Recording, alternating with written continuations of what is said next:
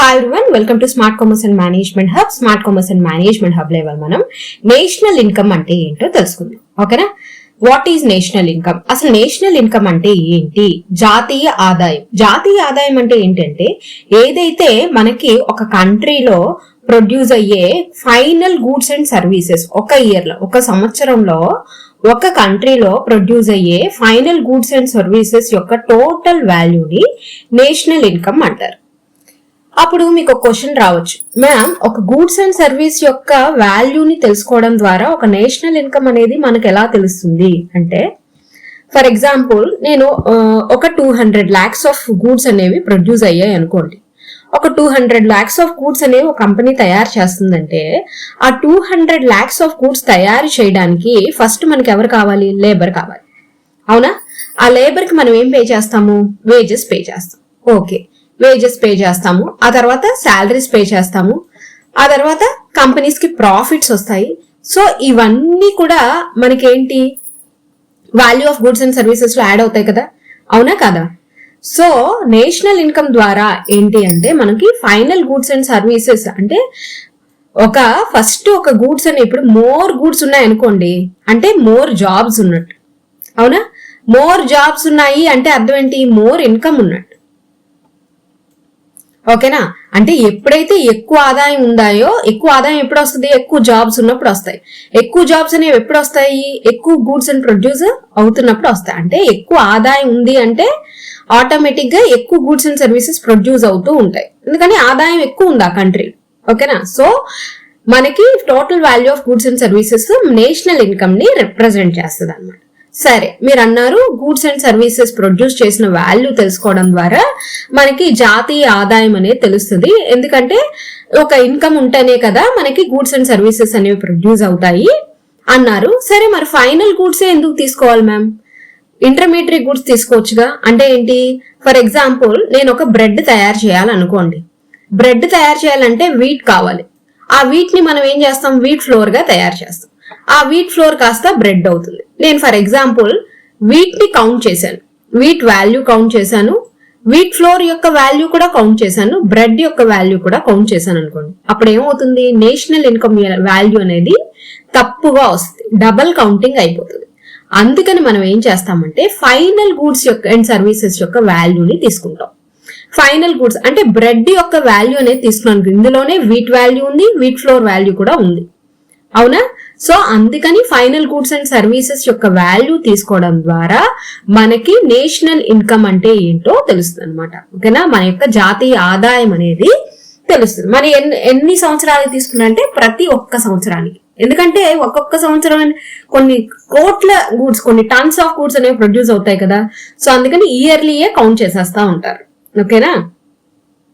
It shows how much income the people of a country, workers, companies and the government earn by producing goods and services. చెప్తున్నారు. ప్రజలు అంటే కంట్రీలో ఉన్న ప్రజల యొక్క ఇన్కమ్ అనేది చూపిస్తుంది. ఏ విధంగా చూపిస్తుంది? వర్కర్స్, ఇందులో ఎవరెవరు ఇంక్లూడ్ అవుతారు? వర్కర్స్ ఇంక్లూడ్ అవుతారు, గవర్నమెంట్ ఇంక్లూడ్ అవుతుంది, కంపెనీస్ ఇంక్లూడ్ అవుతుంది. అంతే కదా? ఇప్పుడు మనం కంపెనీస్ లో వర్క్ చేస్తున్నాం, మనం వన్ ఆఫ్ ద వర్కర్, మనకి శాలరీస్ ఇస్తారు. అలాగే కొంతమంది లేబర్ కి అయితే వేజెస్ ఇస్తారు. సో ఇవన్నీ ఇన్కమ్స్ జాయిన్ అవుతాయి. ఓకేనా? నేషనల్ ఇన్కమ్ అంటే ఒక గూడ్స్ అండ్ సర్వీసెస్ ప్రొడ్యూస్ చేస్తున్నామంటే అన్ని ఇన్కమ్స్ అందులో వచ్చేస్తాయి. Why is national income important? ఇప్పుడు నేషనల్ ఇన్కమ్ అంటే అర్థమైంది. అసలు నేషనల్ ఇన్కమ్ అనేది ఎందుకు ఇంపార్టెంటో చూద్దాం. It helps the government and economics understand how fast the economy is growing. అసలు ఎకానమీ అనేది ఎంత ఫాస్ట్ గా గ్రో అవుతుంది. ఓకేనా? ఎకనామికల్ ఈ ఇయర్ కి ఆ ఇయర్ కి, ఫర్ ఎగ్జాంపుల్ 2024 కి 25 కి ఎంత ఫాస్ట్ గా గ్రో అయింది. మన కండిషన్, మనం ఏ కండిషన్ లో ఉన్నాం, ఏ ఎకనామికల్ గా బ్యాక్వర్డ్ లో ఉన్నావా, డెవలపింగ్ లో ఉన్నామా అనేది మనకు తెలుస్తుంది. లేదా డెవలప్డ్ గా ఉన్నామా. అలాగే పీపుల్ యొక్క స్టాండర్డ్ ఆఫ్ లివింగ్ అనేది ఉంటుంది, తెలుస్తుంది మనకి. అంటే ఎక్కువ మిడిల్ క్లాస్ పీపుల్ ఉన్నారా, మనకి పువర్ పీపుల్ ఉన్నారా, లేకపోతే మనకి రిచ్ పీపుల్ ఉన్నారా అనేది తెలుస్తుంది. ఎకనామికల్ డెవలప్మెంట్, అలాగే లాస్ట్ ఇయర్ కి ఇప్పుడు మనకి డెవలప్మెంట్ ఎంత అయింది ఎకనామికల్ గానే తెలుస్తుంది. అలాగే ప్లానింగ్ ఫర్ ఫ్యూచర్ ప్రాజెక్ట్స్, వేరే ఫ్యూచర్ లో వచ్చే ప్రాజెక్ట్స్ ని కూడా మనం ప్లాన్ చేసుకోవచ్చు దాన్ని బట్టి, మన ఎకనామికల్ కండిషన్ ని బట్టి. These are the different variants are aggregate of national income. Each of the aggregate has special meaning, use and method of measurement. ఇక్కడ రకరకాల నేషనల్ ఇన్కమ్ ని మెజర్ చేయడానికి రకరకాల వేరియంట్స్ అనేవి ఇచ్చారు, రకరకాల టైప్స్. చూద్దాము. ఒక్కొక్కటి ఒక్కొక్క మీనింగ్ ఉంటది, ఒక్కొక్క యూసేజ్ ఉంటది, ఒక్కొక్క మెథడ్ ఉంటది. ఓకేనా? ఫస్ట్ చూస్తే gross domestic product at market price, gross domestic product at factor cost, net domestic product at market price, net domestic product at factor cost, gross national product at market price, gross national product at factor cost, net national product at market price, net national product at factor cost. ఇవన్నీ కూడా మనకు తెలుసుకుంటేనే మనకి national income అనేది ఎంత వచ్చింది అనేది మనకి తెలుస్తుంది. ఓకేనా?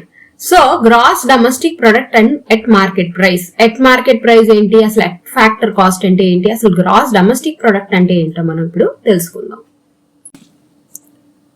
నెక్స్ట్ చూద్దాము. నెక్స్ట్ వాట్ ఈస్ జీడిపి, అసలు జీడిపి అంటే ఏంటి?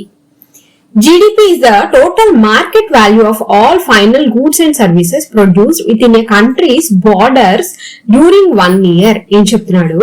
ఒక జీడిపి అంటే ఏంటి, అర్థం ఏంటి? గ్రాస్ డొమెస్టిక్ ప్రొడక్ట్ అంట. డొమెస్టిక్ అంటేనే పేరులోనే ఉంది. డొమెస్టిక్ అంటే ఒక కంట్రీ లోపల, మన కంట్రీ అనుకోండి, ఒక ఇండియాలో ప్రొడ్యూస్ అయ్యే గూడ్స్ అండ్ సర్వీసెస్ అన్నమాట. Final goods and services produce with in a country, అంటే కంట్రీ లోపల ప్రొడ్యూస్ అయ్యే గూడ్స్ అండ్ సర్వీసెస్ ఎప్పుడంట, ఒక 1 year లో ప్రొడ్యూస్ అయ్యే ఫైనల్ గూడ్స్ అండ్ సర్వీసెస్ యొక్క వాల్యూని జీడిపి అంటారు. ఓకేనా? మీరు అప్పుడు వెంటనే మీకు ఒక డౌట్ రావచ్చు, మ్యామ్ ఒకవేళ డొమెస్టిక్ ప్రొడక్ట్స్ అంటే మనం ఓన్లీ మన కంట్రీలో ప్రొడ్యూస్ అయ్యే గూడ్స్ అండ్ సర్వీసెస్ ఒక 1 year లో అని అంటున్నారు, దాని యొక్క final goods and services value అంటున్నారు. కరెక్ట్. ఇప్పుడు ఫారినర్స్ ఉన్నారనుకోండి, ఫారినర్స్ కనుక మన ఇండియాలో వచ్చి ప్రొడ్యూస్ చేస్తున్నారు అనుకోండి, మరి అది ఇంక్లూడ్ అయిద్దా అంటే ఖచ్చితంగా ఇంక్లూడ్ అవుతుంది. ఎందుకని? ఫారినర్స్ మన కంట్రీలో వచ్చి మన కంట్రీలో ఒక బ్రాంచ్ పెట్టి ప్రొడ్యూస్ చేస్తున్నారు కాబట్టి, ఇన్సైడ్ ద కంట్రీలో చేస్తున్నారు కాబట్టి అది కూడా మన ఫైనల్ గూడ్స్ అండ్ సర్వీసెస్ వాల్యూలో జీడిపిలో ఇంక్లూడ్ అవుతుంది. ఎగ్జాంపుల్ హుండై కార్స్ చూడండి. హుండై కార్స్ అనేవి మనది కాదు యాక్చువల్లీ. సో కానీ వాళ్ళు వచ్చి మనకి ఏం చేశారు, ఇండియాలో ఒక బ్రాంచ్ ఓపెన్ చేసి కార్స్ అనేవి ప్రొడ్యూస్ చేసి ఇక్కడ అమ్ముతున్నారు అనుకోండి.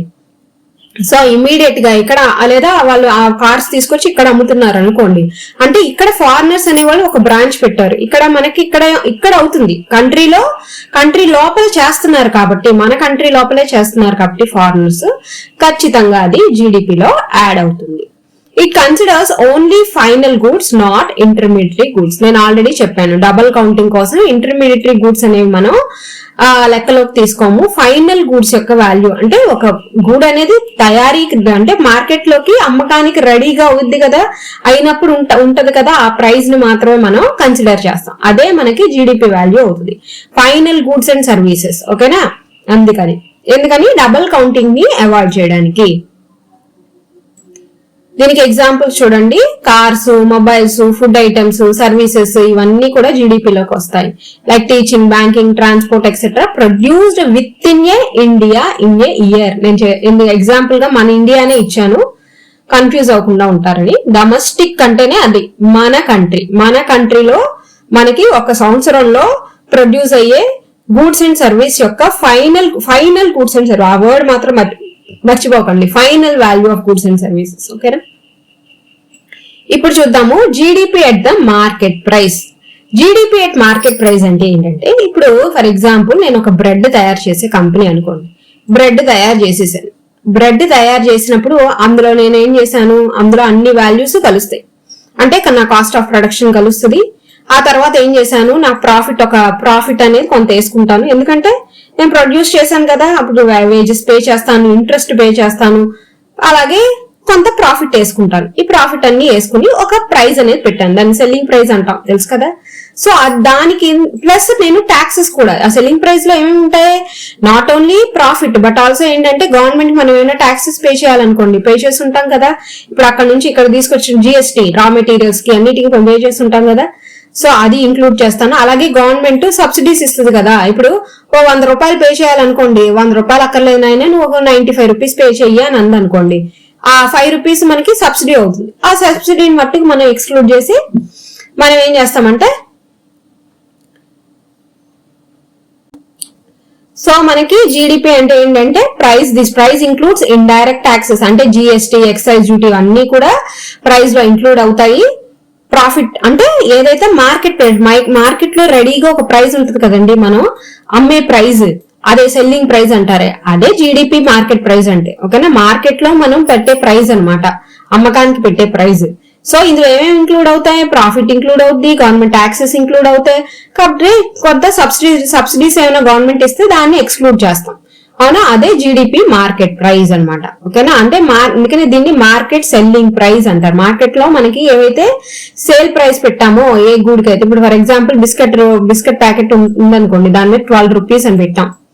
ఆ 12 రూపీస్ ఏమవుతుంది మనకి, అది మనకి జీడిపి మార్కెట్ ప్రైస్ ఉంటుంది అనమాట. అదే మనకి నేషనల్ ఇన్కమ్ లో మనం కౌంట్ చేయడానికి తీసుకునే ప్రైస్. ఓకేనా, the value at which goods are sold in the market, ఏ మార్కెట్ లో ఎంతకైతే మనం అమ్ముతున్నామో ఆ అమ్మే వాల్యూ, కరెక్ట్ గా చెప్పాలంటే. ఓకేనా, next GDP at factor cost. GDP at factor cost అంటే ఏంటి అంటే, GDP at factor cost income received by the factors of production. అంటే ఏం లేదండి, ఏదైతే ఇందాక ఏం చెప్పాను, సెల్లింగ్ ప్రైస్ అంటే ఏంటి, ఇంక్లూడ్స్ మనకి ఏమేమి ఇంక్లూడ్ అవుతాయి, ప్రాఫిట్ ప్లస్ గవర్నమెంట్ ట్యాక్సెస్. ఇక్కడ ఏం లేదు, ఓన్లీ మనకి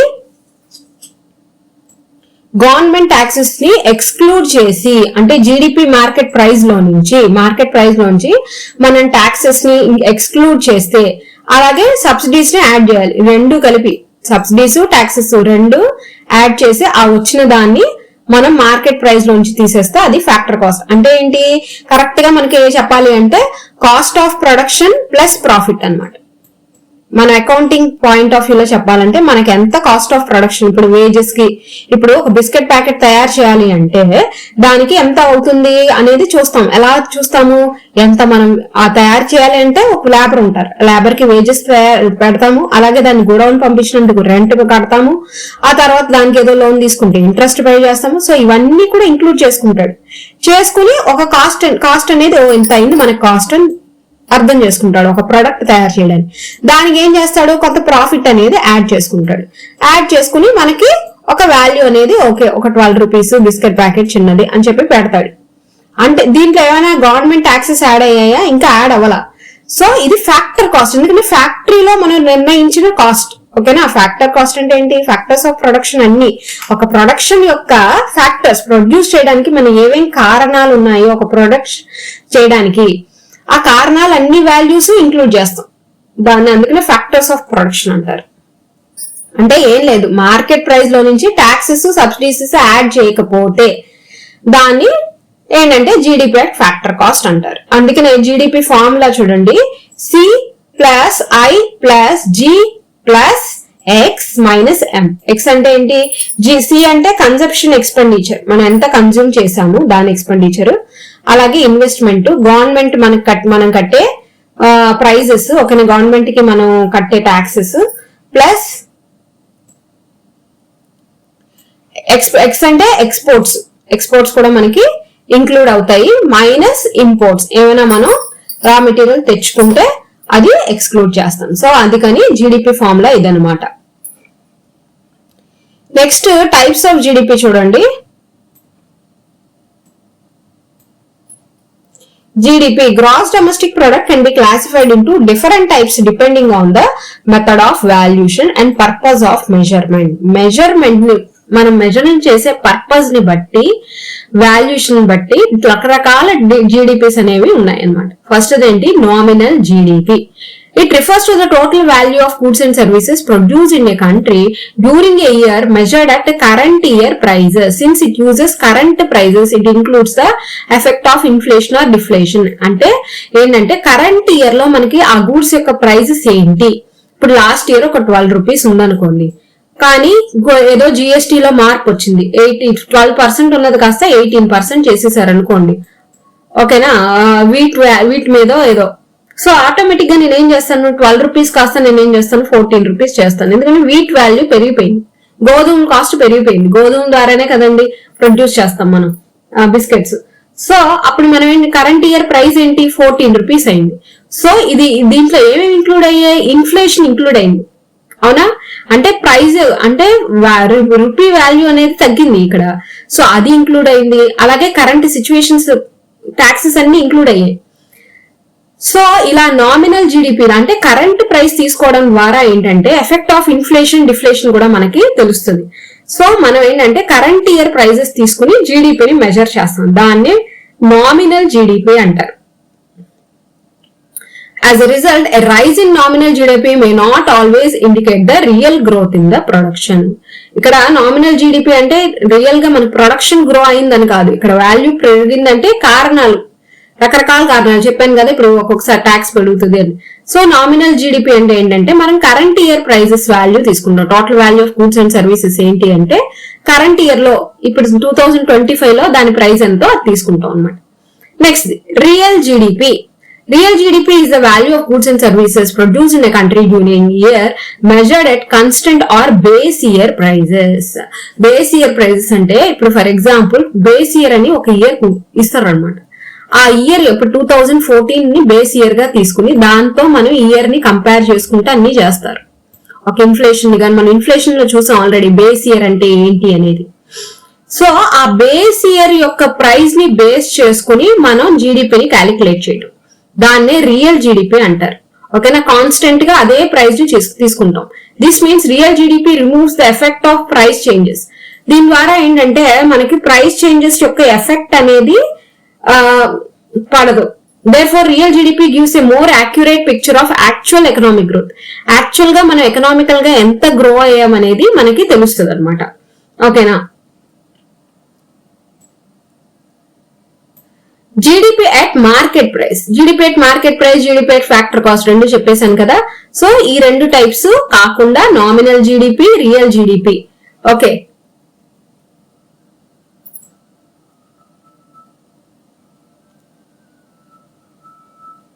actually GDP at market price అన్న నామినల్ జీడిపి ఇంచుమించు ఒకటే. ఏంటంటే మార్కెట్ సెల్లింగ్ ప్రైసే కదా, ఇప్పుడు మనం ఎంతకి సేల్ చేస్తున్నాం, కరెంట్ ఇయర్ లో కరెంట్ మార్కెట్ ప్రైస్ ఎంత ఉంది అదేనమాట. ఓకేనా? ఇంకేమున్నాయి? Another type is GDP per capita. GDP per capita అంటే GDP is divided by population. మనకి ఎంత జీడిపి ఉందో దాన్ని పాపులేషన్ తో డివైడ్ చేసింది, అవసరం లేదు మనకి. ఈ 4 టైప్స్ మెయిన్ అనమాట. నెక్స్ట్ చూద్దాం నెట్ డొమెస్టిక్ ప్రొడక్ట్. ఓకేనా? జీడిపి మార్కెట్ ప్రైస్ అయిపోయింది, జీడిపి అంటే ఏంటో తెలుసుకున్నాం, జీడిపి అండ్ ఫ్యాక్టర్ కాస్ట్ తెలిసిపోయింది. ఇప్పుడు నెట్ డొమెస్టిక్ ప్రొడక్ట్. ఓకేనా? ఎన్డిపి, నెట్ డొమెస్టిక్ ప్రొడక్ట్ అంటే ఏంటి, అసలు దీన్ని ఎలా క్యాలిక్యులేట్ చేయాలి అని చూద్దాం. NDP, net domestic product at market price.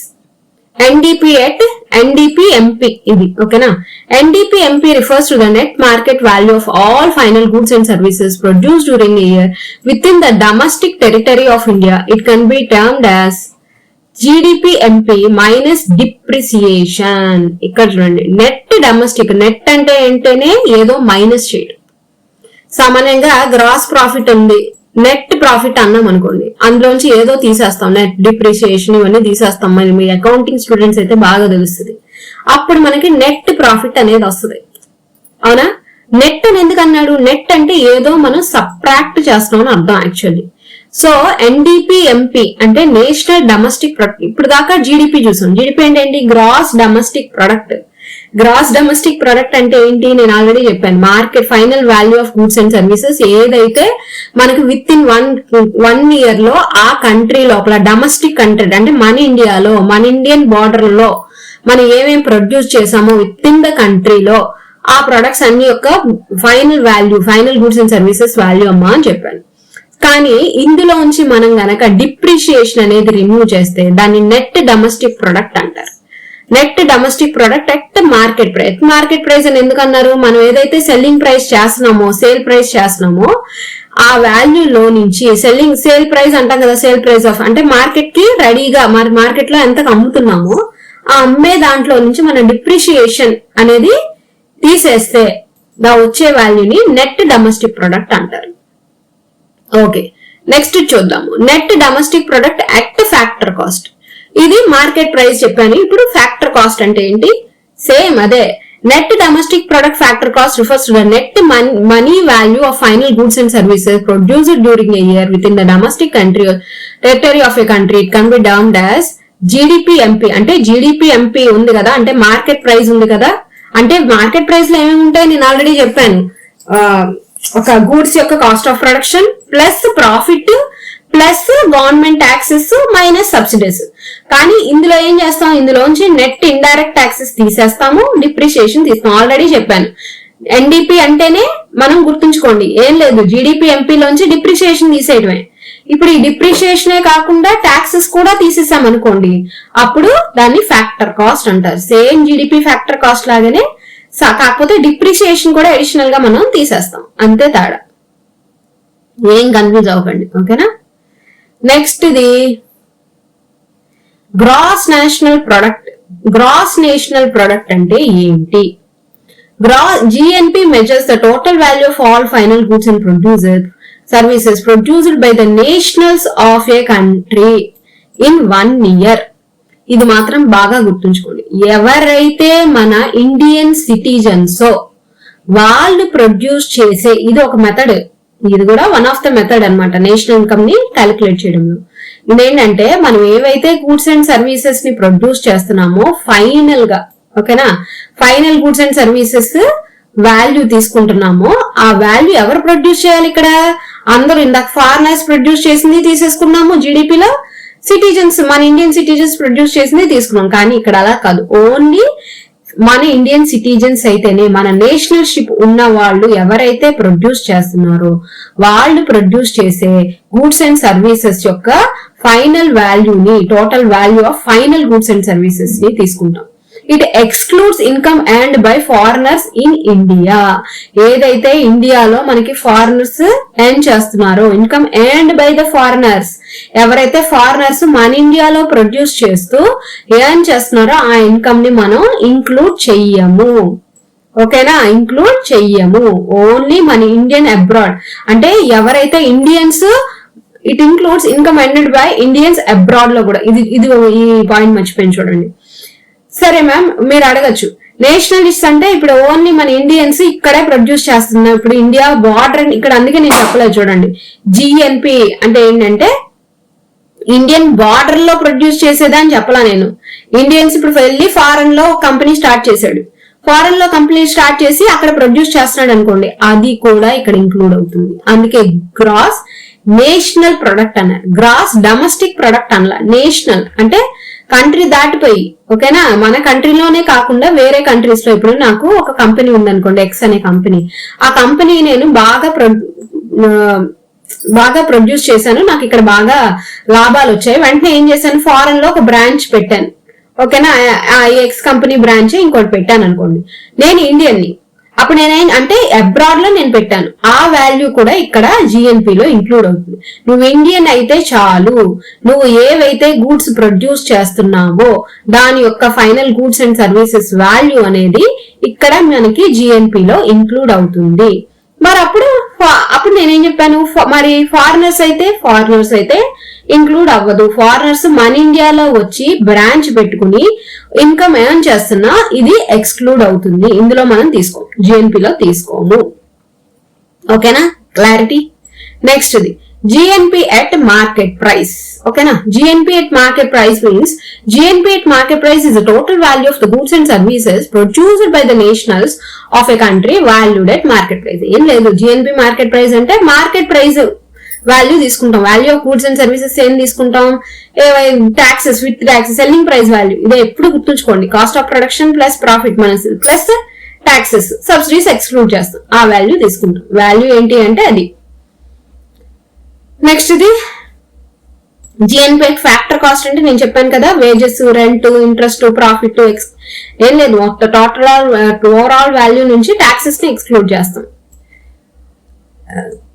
ఇది ఎంత ఎక్స్ప్లెయిన్ చేయాల్సిన అవసరం లేదు. సో ఇక్కడతో మనకి గ్రాస్ నేషనల్ ప్రొడక్ట్ అయిపోయింది. సో నెక్స్ట్ చూద్దాము net national product at market price. Net అంటే నేను చెప్పాను ఏదైనా డిడక్ట్ చేయడం. ఆల్రెడీ మనకి జిఎన్పి చూసాం కదా. జిఎన్పి అంటే ఏంటి? ఏదైతే final goods and services produce చేస్తున్నారో ఎవరైతే nationals of our country, nationals అంటే ఎవరైతే ఆ కంట్రీకి చెందిన వాళ్ళు, ఇండియన్స్ అయితే ఇండియన్స్, ఓకేనా, వాళ్ళు ఈ కంట్రీలోనే ఇండియాలోనే ప్రొడ్యూస్ చేసేదే కాదు, ఫారెన్ లో ప్రొడ్యూస్ చేసేది ఏదైనా సరే, మన ఇండియన్స్ అయితే ఇండియన్ సిటిజన్స్ అయితే చాలు, వాళ్ళు ప్రొడ్యూస్ చేసే గూడ్స్ అండ్ సర్వీసెస్ యొక్క ఫైనల్ వాల్యూని మనం జిఎన్పి అనుకున్నాం. దాని యొక్క GNP market price, factor price చూసాం కదా. మరి ఎన్ఎన్పి అంటే ఏంటంటే ఏదైతే జిఎన్పి ఎంపీ ఉందో దాంట్లోంచి డిప్రిసియేషన్ ని మైనస్ చేస్తాం. అందుకే నెట్ నేషనల్ ప్రొడక్ట్. సరే, నెట్ నేషనల్ ప్రొడక్ట్ అయిపోయింది, ఈ స్టెప్ అయిపోయింది. లాస్ట్ స్టెప్ ఏంటంటే net national product at factor cost. Factor cost అంటే ఏంటి? నేను ఆల్రెడీ చెప్పాను, ఏదైతే మనకి ట్యాక్సెస్ అన్ని ఎక్స్క్లూడ్ చేస్తామో, డిప్రిసియేషన్ తో పాటు ట్యాక్సెస్ కూడా అన్ని ఎక్స్క్లూడ్ చేస్తామో, ఏదైతే మన మార్కెట్ ప్రైస్ ఉందో దాన్ని ఎన్ఎన్పి అంటారు. ఓకేనా, ఎన్ఎన్పి ఫ్యాక్టర్ కాస్ట్. ఇదే మనకి నేషనల్ ఇన్కమ్ అవుతుంది. ఓకేనా, అంటే మీరు అనుకోవచ్చు మ్యామ్ ఇది మనకి నేషనల్ ఇన్కమ్ ఎలా అవుతుంది అంటే, ఇప్పుడు దాకా మనం కనుక్కున్నవన్నీ కూడా మన నేషనల్ ఇన్కమ్ కనుక్కోవడానికి ఉన్న స్టెప్స్ అనమాట. ఓకేనా, స్టెప్ 1 ఏంటంటే జీడిపి ఎంపీ కనుక్కుంటాం. ఆ జీడిపి ఎంపీలో నుంచి factor cost, GDP factor cost కనుక్కుంటాం. దాంట్లోంచి మనం ఎన్డిపి ఫ్యాక్టర్ కాస్ట్, తర్వాత ఎన్డిపి నుంచి మనం నెక్స్ట్ ఏం చేస్తాము, జిఎన్పి ఫ్యాక్టర్ కాస్ట్. ఓకేనా, ఆ జిఎన్పి ఫ్యాక్టర్ కాస్ట్ నుంచి లాస్ట్ ఏం చేస్తాము, NNP net national product factor cost. ఇదే నేషనల్ ఇన్కమ్ అంట. ఓకేనా, ఇదే నేషనల్ ఇన్కమ్ అవుతుంది. ఓకేనా, సో నేషనల్ ఇన్కమ్ అంటే చాలా మంది కన్ఫ్యూజ్ అవుతారు. జీడిపి అనేది ఒక మెథడ్ ఏమో, అదొక విడిగా ఇదొక విడిగా, ఇది మెజరింగ్ ప్రాసెసెస్, ఇవన్నీ మెజర్ చేసే ప్రాసెసెస్. ఓకేనా, లాస్ట్కి వచ్చేదాన్నే నేషనల్ ఇన్కమ్ అంటారు. ఏదైతే ఇది మనకి బాగా ఇస్తున్నాడు యూజీసీ నోట్లో కానీ, ఇది NNP FC is also called అంటే నేషనల్ ఇన్కమ్. దానికి ఆన్సర్ ఎన్ఎన్పి ఫ్యాక్టర్ కాస్టే మనకి నేషనల్ ఇన్కమ్ అవుతుంది. అందుకే ఇన్ని చెప్పాను నేను, ఎంపీ ఎఫ్సి అని విడివిడిగా తీసుకుని. ఓకేనా, మీకు గనక నా వీడియో నచ్చితే లైక్ చేయండి, షేర్ చేయండి, సబ్స్క్రైబ్ చేయండి. చాలా మందికి డౌట్స్ వస్తున్నాయి. ఆ డౌట్స్ ని మీరు దయచేసి నా కామెంట్ సెక్షన్ లో చెప్పండి. అలాగే మీరు ఏదో ఒక కామెంట్ చేయండి, బాగుందనో బాగాలేదనో, ఇది నచ్చితే క్లాస్ నచ్చిందనో, నాకు కొంచెం ఎంకరేజ్మెంట్ గా ఉంటుంది. ఓకేనా, థ్యాంక్స్ ఫర్ వాచింగ్.